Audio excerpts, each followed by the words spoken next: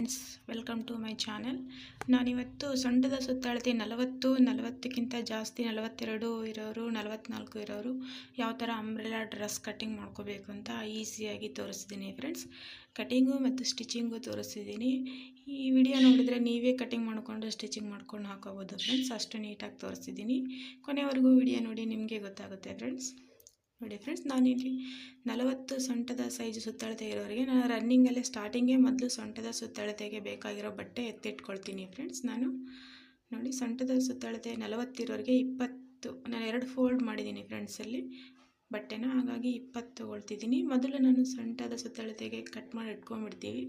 ಚಿಕ್ಕ ಸೈಜ್ಗಾದರೆ ಮೊದಲು umbrella cut ಮಾಡಿ ನೆಕ್ಸ್ಟು ನಾವು ಸೊಂಟದ ಸುತ್ತಳತೆಗೆ ಅಂಬ್ರೆಲಾ ಕಟಿಂಗ್ ಮಾಡಿ ಉಳಿದಿರೋದ್ರಲ್ಲಿ ಕಟ್ ಮಾಡ್ಕೊಳ್ತೀವಿ ಫ್ರೆಂಡ್ಸ್. ಬರುತ್ತೆ. ದೊಡ್ಡ ಸೈಜಿಗೆ ಹಾಗೆ ಬರಲ್ಲ. ಹಾಗಾಗಿ ನಾವು ಮೊದಲು ಸೊಂಟದ ಸುತ್ತಳತೆಗೆ ತೆಗೆದಿಟ್ಕೊಂಡ್ಬಿಡೋಣ. ನಾನೀಗ ಕಟ್ ಮಾಡ್ತಿರೋದ್ರಲ್ಲಿ ಇದರಲ್ಲೇ ನಮಗೆ ಸೊಂಟದ ಸುತ್ತಳತೆ ಮತ್ತು ತೋಳಿಗೆ ಕೂಡ ಆಗುತ್ತೆ ಫ್ರೆಂಡ್ಸ್ ಇದೇ ಬಟ್ಟೆಯಲ್ಲಿ. ನೋಡಿ 40 ಸೈಜ್ನವರಿಗೆ ಫ್ರೀಯಾಗಿ ಈಸಿಯಾಗಿ ಸ್ಟಿಚ್ ಮಾಡ್ಕೋಬೋದು ಫ್ರೆಂಡ್ಸ್. ನೋಡಿ ಇದರಲ್ಲಿ ತೋಳಿಗೆ ಮತ್ತು ಸೊಂಟದ ಸುತ್ತಳತೆಗೂ ನೀಟಾಗಿ ಆಗುತ್ತೆ ಫ್ರೆಂಡ್ಸ್. ಅದು ಈಗ ಉಳಿದಿರೋದನ್ನು ನಾವು ಅಂಬ್ರೆಲಾ ಕಟ್ ಮಾಡ್ಕೊಳ್ಲಿಕ್ಕೆ ಫೋಲ್ಡ್ ಮಾಡ್ಕೊಳ್ಳೋಣ ಫ್ರೆಂಡ್ಸ್. ಯಾರಾದರೂ ಹೊಸ್ದಾಗಿ ಕಲಿಯೋರಿಗೆ ಯೂಸ್ ಆಗಲಿ ಅಂಥೇಳಿ ನಾನು ಹೇಗೆ ಮಡಚೋದು ಅಂತ ಕೂಡ ತೋರಿಸ್ತೀನಿ ನೋಡಿ ಫ್ರೆಂಡ್ಸ್.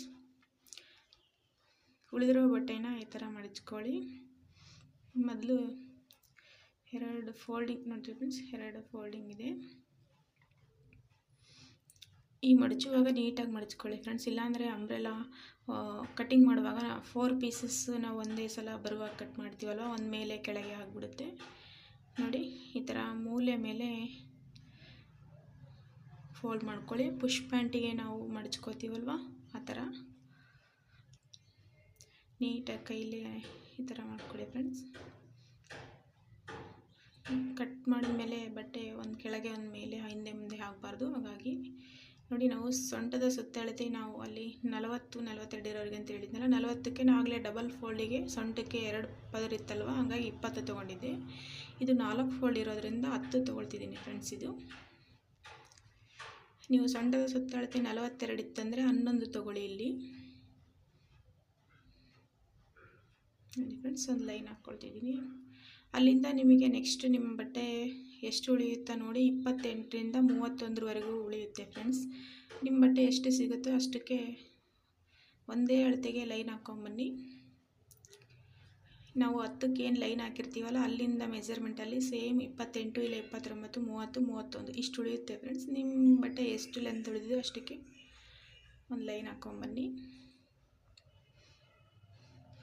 ಈ ಕಡೆಯಿಂದ ಅರ್ಧಕ್ಕೆ ಹಾಕಿ ಫ್ರೆಂಡ್ಸ್, ಆ ಕಡೆಯಿಂದನೂ ಕೂಡ ಅರ್ಧಕ್ಕೆ ಲೈನ್ ಹಾಕ್ಕೊಂಬಂದು ಡಾಟ್ ಇಟ್ಕೊಂಬನ್ನಿ. ನೆಕ್ಸ್ಟ್ ಆ ಡಾಟ್ ಕಲಿಸ್ಕೊಂಬಂದರೆ ಅಂಬ್ರೆಲಾ ಶೇಪ್ ಬರುತ್ತೆ ಫ್ರೆಂಡ್ಸ್.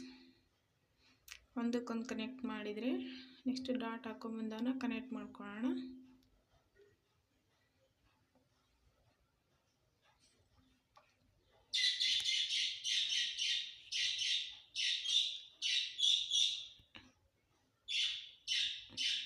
ಈ ವಿಡಿಯೋ ನೋಡಿನೇ ನೀವೇ ಡ್ರೆಸ್ ಕಟಿಂಗ್ ಮಾಡ್ಕೊಂಡು ಸ್ಟಿಚಿಂಗ್ ಮಾಡ್ಕೋಬೋದು ಫ್ರೆಂಡ್ಸ್. ಅಷ್ಟು ಈಸಿಯಾಗೂ ಇದೆ, ಅಷ್ಟು ನೀಟಾಗೂ ಕೂಡ ಅರ್ಥ ಆಗುತ್ತೆ. ನೋಡಿ ಫ್ರೆಂಡ್ಸ್, ನಾವು ಲೈನ್ ಹಾಕ್ಕೊಂಡಿದ್ವಲ್ಲ ಅದು ಕಟ್ ಮಾಡ್ಕೊಳ್ಳೋಣ.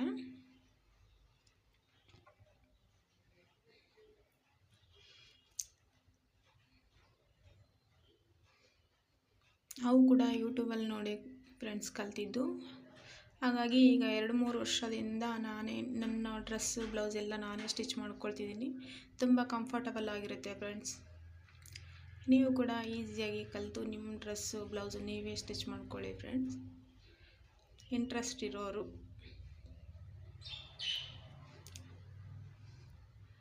ಓಕೆ ಫ್ರೆಂಡ್ಸ್,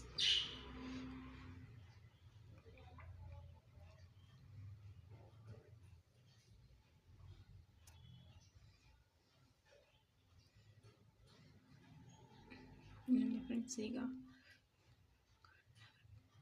ಟಾಪಲ್ಲಿ ಕಟ್ ಮಾಡ್ಕೊಳ್ಳೋಣ.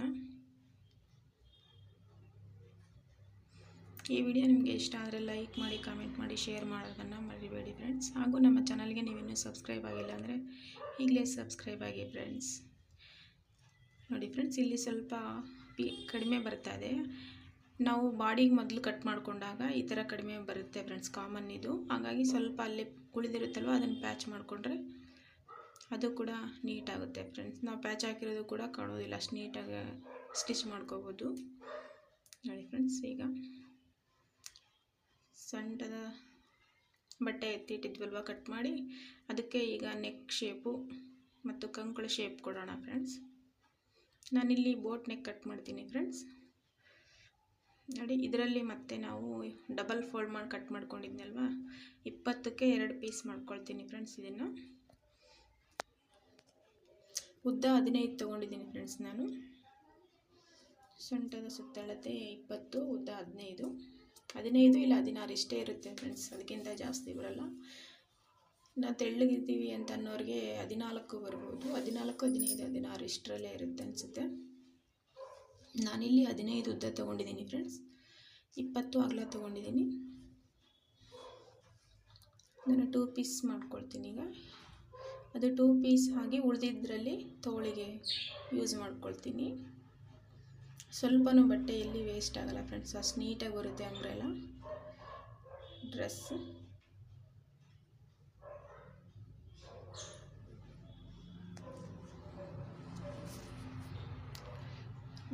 ನೋಡಿ ಈ ಥರ ಕಟ್ ಮಾಡಿಕೊಂಡು ರೆಡಿ ಮಾಡ್ಕೊಳ್ಳೋಣ ಫ್ರೆಂಡ್ಸ್ ಪೀಸಸ್ನ.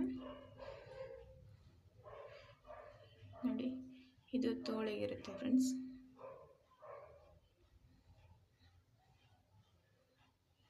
ಇದನ್ನು ನೆಕ್ಸ್ಟ್ 2 ಪೀಸ್ ಮಾಡ್ಕೊಳ್ತೀನಿ. 20ಕ್ಕೆ ನಾವು ಲೈನ್ ಹಾಕ್ಕೊಂಡಿದ್ವಲ್ವ ಅದನ್ನು.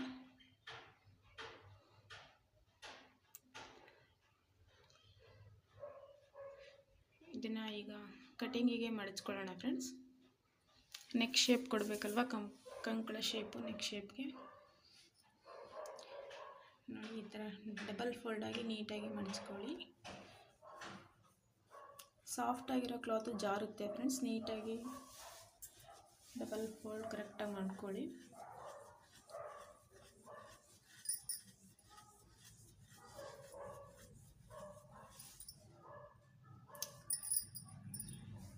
ಹೊಸ್ದಾಗಿ ಯಾರಾದರೂ ಕಲ್ತ್ಕೊಳ್ತಿದ್ರೆ ಅವರಿಗೆ ಅರ್ಥ ಆಗಲಿ ಅಂತ ನೀಟಾಗಿ ತೋರಿಸಿದ್ದೀನಿ ಫ್ರೆಂಡ್ಸ್.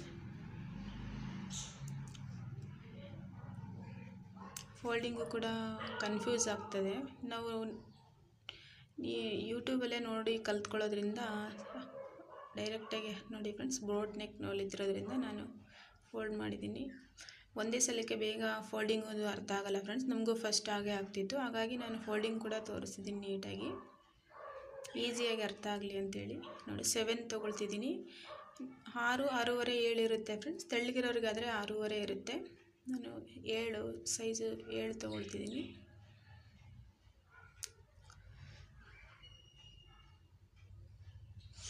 ಉದ್ದ 7.5 ತೊಗೊಳ್ತೀನಿ ಫ್ರೆಂಡ್ಸ್. ನಿಮಗೆ ಕಂಕಳ ಸೈಜ್ ನಿಮ್ಮ ಎಷ್ಟಿದೆ ಲೆಂತ್ ನೋಡಿ ತೊಗೊಳ್ಳಿ ನಿಮ್ಮ ಡ್ರೆಸ್ಸು. ಆಲ್ಮೋಸ್ಟ್ ಸೊಂಟದ ಸುತ್ತಳತೆ 40 ಇರೋರಿಗೆ ಇಷ್ಟು 7.5 ಬೇಕಾಗುತ್ತೆ ಫ್ರೆಂಡ್ಸ್. ಸ್ವಲ್ಪ ದಪ್ಪ ಇರ್ತಾರಲ್ವ, ಹಾಗಾಗಿ 7.5 ಬೇಕಾಗುತ್ತೆ. 36, 38 ಇರೋರಿಗೆ ಕಡಿಮೆ ಆಗ್ಬೋದು. ನಿಮ್ಮ ಲೆಂತಿಗೆ ನೀವು ಹಾಕ್ಕೊಳ್ಳಿ ನೋಡಿ ಫ್ರೆಂಡ್ಸ್. ನಾವು 7.5 ತೊಗೊಂಡಿದ್ವಲ್ವ, ಅಲ್ಲಿ 4ಕ್ಕೆ ಒಂದು ಡಾಟ್ ಇಟ್ಟಿದ್ದೆ ಫ್ರೆಂಡ್ಸ್. ಅಲ್ಲಿ ಒಂದು 1/4 ಇಂಚಿಗೆ ಒಂದು ಡಾಟ್ ಹಾಕ್ಕೊಳ್ಳಿ. ಫ್ರಂಟಿಗೆ 1 ಇಂಚ್ ತೊಗೊಳ್ತಿದ್ದೀನಿ, ಬ್ಯಾಕಿಗೆ 1.5 ಇಂಚ್ ತೊಗೊಳ್ತಿದ್ದೀನಿ ಕಂಕಳ ಶೇಪು.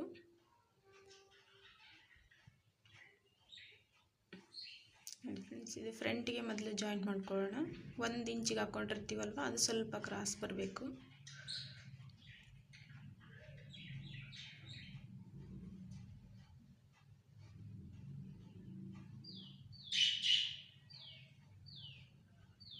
ಈ 1.5 ಇಂಚಿಗೆ ಹಾಕಿರ್ತೀವಲ್ವ, ಅವು ಬ್ಯಾಕ್ ಪೀಸ್ ಕಟ್ ಮಾಡಲಿಕ್ಕೆ.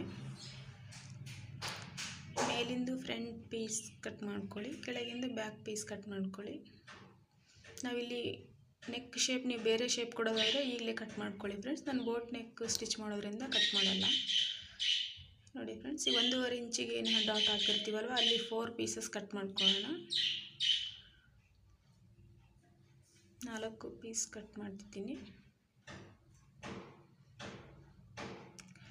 ನೆಕ್ಸ್ಟು ಮೇಲಿನ 2 ಪೀಸ್ ಮಾತ್ರ ಫ್ರಂಟಿಗೆ ಫ್ರಂಟ್ ಪೀಸಲ್ಲಿರುತ್ತಲ್ಲ ಎರಡು, ಅದನ್ನಷ್ಟೇ ಕಟ್ ಮಾಡ್ಕೊಳ್ಳೋಣ ಫ್ರೆಂಡ್ಸ್, 1 ಇಂಚಿಗೆ.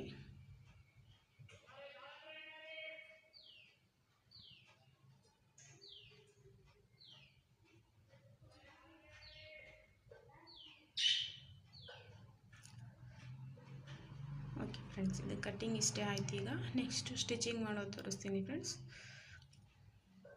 ನೋಡಿ, ಇದಕ್ಕೆ ಒಂದು ಮಧ್ಯೆ ಸೆಂಟ್ರ್ ಪೀಸ್ಗೆ ಸ್ವಲ್ಪ ಕಟ್ ಮಾಡ್ಕೊಳ್ಳಿ ಫ್ರೆಂಡ್ಸ್. ಈ ಥರ ನೆಕ್ಸ್ಟ್ ಸ್ಟಿಚ್ ಮಾಡುವಾಗ ಈಸಿ ಆಗುತ್ತೆ.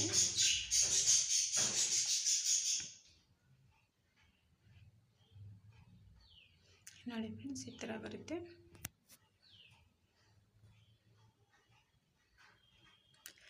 ನೀವು ಕಟಿಂಗ್ ಮಾಡಿದಾಗ ಕೆಲವೊಂದು ಪೀಸಸ್ ಹೊಳೆದಿರುತ್ತೆ ಫ್ರೆಂಡ್ಸ್, ಅದೇ ಡ್ರೆಸ್ ಪೀಸು. ಅದಕ್ಕೆ ಈ ಸೈಜಿಗೆ ಆಗೋದಂಥ ಒಂದು ಪೀಸ್ ತೊಗೊಂಡು ಈ ಥರ ಅದಕ್ಕೆ ಸ್ಟಿಚ್ ಮಾಡ್ಕೊಳ್ಳಿ.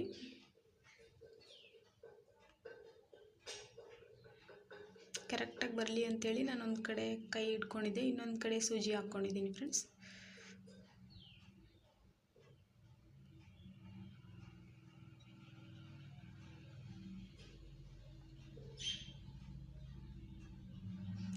ಈಗೆಲ್ಲ ಹೊಸ ಟ್ರೆಂಡ್ ಆಗಿದೆ ಫ್ರೆಂಡ್ಸ್, ಬೋಟ್ ನೆಕ್ಕು. ಬ್ಲೌಸು, ಡ್ರೆಸ್ಸು ಎಲ್ಲದೂ ಕೂಡ ಕಂಫರ್ಟಬಲ್ ಆಗಿರುತ್ತೆ ಇದು. ಹಾಗಾಗಿ ಎಲ್ಲರೂ ಕೂಡ ಈಗ ಬೋಟ್ ನೆಕ್ ಇಷ್ಟಪಡ್ತಿದ್ದಾರೆ.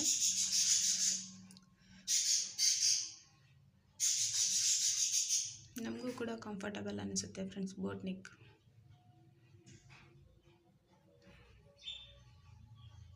ನಿಮಗೆ ಇಷ್ಟ ಆಗೋದಾದರೆ ಬೋಟ್ ನೆಕ್ಕಿನ ಜೊತೆಗೆ ಕೆಳಗೆ ನೆಕ್ಸ್ಟ್ ಏನಾದರೂ ಡಿಸೈನ್ ಹೋಗಿದ್ರೆ ಮಾಡ್ಕೊಳ್ಳಿ ಫ್ರೆಂಡ್ಸ್, ಹಾಗೂ ಕೂಡ ಮಾಡ್ಬೋದು. ಅದು ನೆಕ್ಸ್ಟ್ ಸ್ಟಿಚ್ ಮಾಡೋದಕ್ಕಿಂತ ಮೊದಲೇ ರೆಡಿ ಮಾಡ್ಕೋಬೇಕು ಅದು ಕೂಡ. ನೋಡಿ ಫ್ರೆಂಡ್ಸ್, ನಾನು ಬ್ಯಾಕು ಫ್ರಂಟ್ ಎರಡಕ್ಕೂ ಬೋಟ್ ನೆಕ್ ಶೇಪ್ ಕೊಡೋದ್ರಿಂದ 2 ಪೀಸ್ ರೆಡಿ ಮಾಡ್ಕೊಳ್ತಿದ್ದೀನಿ. ಕೆಲವರು ಒಂದು ಶೇಪು ಬೋಟ್ ನೆಕ್ ಕೊಟ್ಟು ಬ್ಯಾಕು ಫುಲ್ಲು ಸ್ಟಿಚ್ ಮಾಡ್ಕೊಳ್ತಾರೆ, ಇಲ್ಲಾಂದರೆ ಬ್ಯಾಕು ಫುಲ್ ರೌಂಡ್ ವರ ಆಗಿ ಮಾಡ್ಕೋತಾರೆ. ನೀವು ಕೂಡ 2 ಕಡೆ ಬೋಟ್ ನೆಕ್ ಆದರೆ 2 ಪೀಸ್ ಮಾಡ್ಕೊಳ್ಳಿ. ಈ ಥರ ನೀವು ಒಂದು ಕಡೆ ಬೋಟ್ ನೆಕ್ ಮಾಡ್ಕೊಳ್ಳೋದಾದರೆ ಈ ಥರ 1 ಪೀಸ್ ರೆಡಿ ಮಾಡಿಕೊಂಡ್ರೆ ಸಾಕಾಗುತ್ತೆ ಫ್ರೆಂಡ್ಸ್. ಬ್ಯಾಕಿಗೆ ಬೇರೆ ಡಿಸೈನ್ ಕೊಡ್ತೀವಿ, ನೆಕ್ ಡಿಸೈನ್ ಅನ್ನೋದಾದರೆ ಅದು ಅಷ್ಟು ಕಂಫರ್ಟಬಲ್ ಅನಿಸಲ್ಲ ಫ್ರೆಂಡ್ಸ್. 2 ಕಡೆ back front neck design boat neck ಇದ್ರೇ ಚೆನ್ನಾಗಿ ಅನಿಸುತ್ತೆ ನಮಗಂತೂ.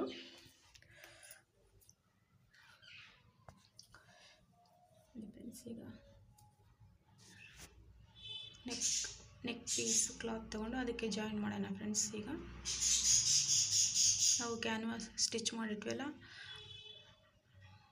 ಅದನ್ನು ನೀಟಾಗಿ ನಾವು ಸೆಂಟ್ರ್ ಒಂದು ಸ್ವಲ್ಪ ಹಿಂಗೆ ಕಟ್ ಮಾಡಿಟ್ಟಿದ್ವಲ್ಲ ಗುರ್ತು ಮಾಡಿ, ಅದಕ್ಕೂ ಕೂಡ ಇದಕ್ಕೂ ಈಗ ನಾವು ಕ್ಯಾನ್ವಾಸ್ ಬಟ್ಟೆಗೂ ಕೂಡ ಮಧ್ಯ ಸೆಂಟ್ರಿಗೆ ಸ್ವಲ್ಪ ಕಟ್ ಮಾಡಿ ರೆಡಿ ಮಾಡಿ ಇಟ್ಕೋಬೇಕು ಫ್ರೆಂಡ್ಸ್. ಅವೆರಡು ಸೆಂಟ್ರ್ ಪೀಸ್ ಕರೆಕ್ಟಾಗಿ ಬರುವ ಹಾಗೆ ಸ್ಟಿಚ್ ಮಾಡ್ಕೋಬೇಕು, ಆಗ ಮಾತ್ರ ಶೇಪ್ ಚೆನ್ನಾಗಿ ಬರುತ್ತೆ.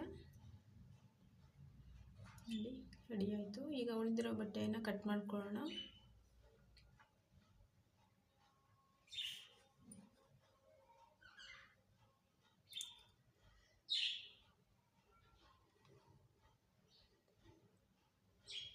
ನೆಕ್ಸ್ಟ್ ಅದು ಉಲ್ಟಾ ಹಾಕಿದಾಗ ಶೇಪ್ ನೀಟಾಗಿ ಬರಲಿ ಅಂತೇಳಿ ಅಲ್ಲಿ ಸ್ವಲ್ಪ ಹೀಗೆ ಕಟ್ ಮಾಡ್ಕೊಳ್ಳಿ ಫ್ರೆಂಡ್ಸ್.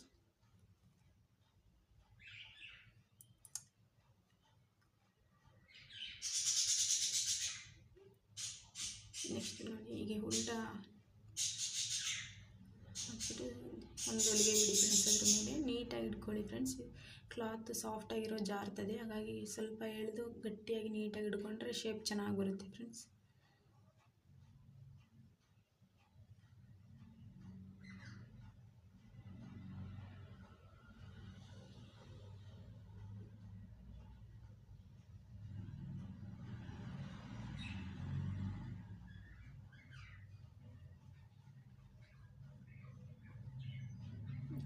ಹೀಗೆ ನೀಟಾಗಿ, ಇಲ್ಲಾಂದರೆ ನಾವು ಗಟ್ಟಿಯಾಗಿ ಹಿಡ್ಕೊಳ್ಳಿಲ್ಲ ಅಂದರೆ ನೆರಿಗೆ ಥರ ಆಗಿಬಿಡುತ್ತೆ ಫ್ರೆಂಡ್ಸ್. ಸ್ಟಿಚಿಂಗಲ್ಲೇ ಕ್ಲಾತ್ ಫೋಲ್ಡ್ ಆಗಿ ಹೋಗ್ಬಿಡುತ್ತೆ, ಹಾಗಾಗಿ ಸ್ವಲ್ಪ ಗಟ್ಟಿಯಾಗಿ ಹಿಡ್ಕೊಂಡು ಸ್ಟಿಚ್. ನೋಡಿ ಫ್ರೆಂಡ್ಸ್, ಬ್ಯಾಕ್ ಫ್ರಂಟ್ 2 ಪೀಸ್ ರೆಡಿಯಾಗಿದೆ. ಇದನ್ನು ಬಿಡಿಸ್ಕೊಂಡು ನಾವೀಗ ತೋಳಿಗೆ ತೆಗೆದಿದ್ನಲ್ಲೋ ಅದರಲ್ಲಿ ತೋಳಿಗೆ ಕಟ್ ಮಾಡ್ಕೊಳ್ಳೋಣ ಫ್ರೆಂಡ್ಸ್. ಇದು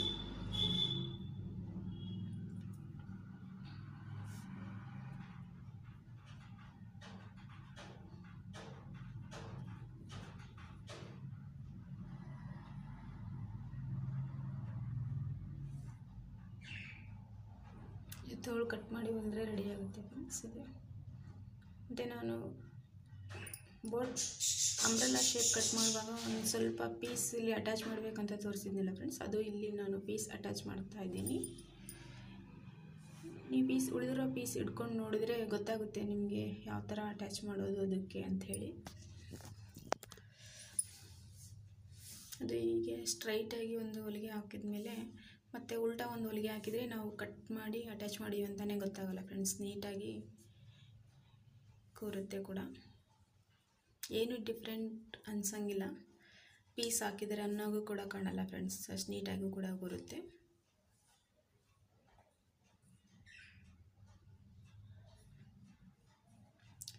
ನೋಡಿ ಈ ಥರ ಸೀದಾ ಪೀಸ್ ಅಟ್ಯಾಚ್ ಮಾಡಿಬಿಟ್ಟು ನೆಕ್ಸ್ಟು ಹೀಗೆ ಅದ್ರ ಮೇಲೆ ಒಂದು ಹೊಲಿಗೆ ಬಿಡಿ ಫ್ರೆಂಡ್ಸ್, ಆಗ ಸ್ಟಿಫಾಗಿ ನೀಟಾಗಿ ಕೂರುತ್ತೆ. ಇಲ್ಲಿ ಪೀಸ್ ಅಟ್ಯಾಚ್ ಆಗಿದೆ ಅಂತ ಕೂಡ ಕಾಣಲ್ಲ ಫ್ರೆಂಡ್ಸ್, ಅಷ್ಟು ಸ್ಟಿಫಾಗಿ ಕೂರುತ್ತೆ.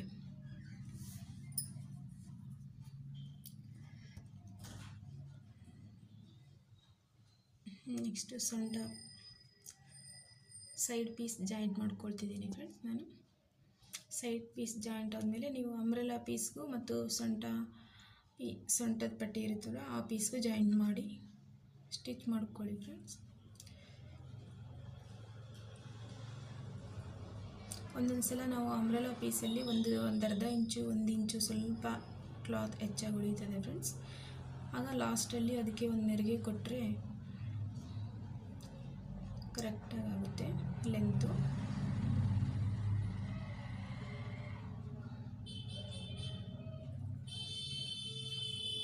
ನೋಡಿ ಫ್ರೆಂಡ್ಸ್, ಇಲ್ಲಿ ಸ್ವಲ್ಪ ಉಳಿತದೆ, ಒಂದು 1/4 ಇಂಚು ಒಂದು ಅರ್ಧ ಇಂಚ್ ಎಷ್ಟು ಉಳಿತದೆ ಅದನ್ನು ಕರೆಕ್ಟಾಗಿ ಒಂದು ಸಣ್ಣ ಚಿಕ್ಕದಾಗಿ ಒಂದು ನೆರಿಗೆ ಕೊಟ್ಟರೆ ಕರೆಕ್ಟಾಗಿ ಆಗುತ್ತೆ ಫ್ರೆಂಡ್ಸ್. ಇದು ಫ್ರೆಂಡ್ಸ್ ರೆಡಿ ಆಯಿತು. ಈಗ ಉಲ್ಟಾ ಮಾಡಿ ಇನ್ನೊಂದು ಹೊಲಿಗೆ ಹಾಕೊಳ್ಳಿ. ಈ ಥರ ನೀಟಾಗಿ ಸ್ಟಿಚ್ ಮಾಡ್ಕೊಳ್ಳಿ. ಎರಡು ಪೀಸನ್ನು ಜಾಯಿಂಟ್ ಮಾಡ್ಕೊಳ್ಳಿ.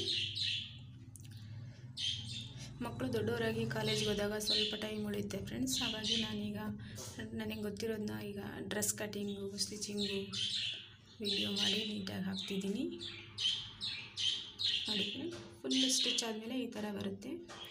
ನೆಕ್ಸ್ಟು ನಿಮಗಿನ್ನೂ ಇಷ್ಟ ಆದರೆ ಸ್ವಲ್ಪ ಕ್ಲಾತ್ ಉಳಿದಿರುತ್ತಲ್ಲ ಅದಕ್ಕೆ ನೀವು ತೋಳ ಹತ್ರ ನೆರಿಗೆ ಕೂಡ ಕುಟ್ಕೋಬೋದು. ಕೆಳಗೆ ನಾನು ಸ್ಟಿಚ್ ಮಾಡ್ತಾಯಿಲ್ಲ, ಜಿಗ್ಜಾಗ್ ಮಾಡಿಸ್ತೀನಿ. ಅಂಬ್ರೆಲಾಕ್ಕೆ ನಾವು ಹೊಲಿಗೆ ಬಿಡೋದಕ್ಕಿಂತ ಜಿಗ್ಜಾಗ್ ಮಾಡಿಸಿದ್ರೆ ನೀಟಾಗಿ ಕೂರುತ್ತೆ ಫ್ರೆಂಡ್ಸ್, ಮತ್ತು ನೆರಿಗೆಯಾಗಿ ಚೆನ್ನಾಗಿ ಕಾಣುತ್ತೆ. ಹಾಗಾಗಿ ಜಿಗ್ಜಾಗ್ ಮಾಡಿಸಿ ರೆಡಿ ಆದಮೇಲೆ ಈ ಥರ ಕಾಣುತ್ತೆ ಫ್ರೆಂಡ್ಸ್. ನಿಮಗೆ ಇಷ್ಟ ಆದರೆ ಈ ಥರ ತೋಳಿಗೆ ನೆರಿಗೆ ಥರ ಡಿಸೈನ್ ಮಾಡ್ಕೊಳ್ಳಿ. ಈ ವಿಡಿಯೋ ನಿಮಗೆ ಇಷ್ಟ ಆದರೆ ಲೈಕ್ ಮಾಡಿ, ಶೇರ್ ಮಾಡಿ.